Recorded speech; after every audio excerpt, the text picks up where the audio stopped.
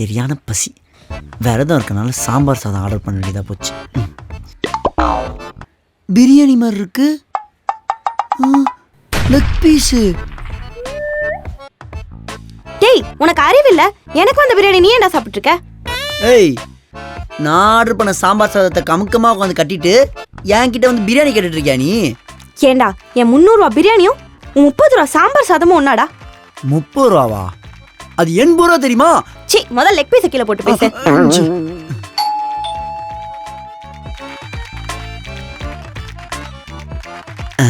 போறா, நைஸா ரூம்குள்ள போயிட வேண்டியதான். அதானே, இவன் நமக்கு மேல பெரிய கேடியாச்சே. பூட்டிட்டா.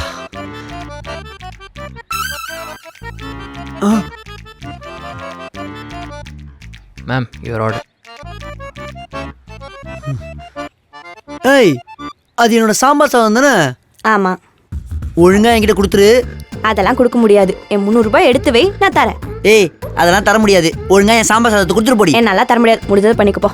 நில்றி. ஏய் ஏய், பிரியாணி போச்சு, சாம்பார் சாதமும் போச்சு. சாம்பார் சாதத்தை சாப்பிட உள்ளடி என்ன உனக்கு இருக்குடி.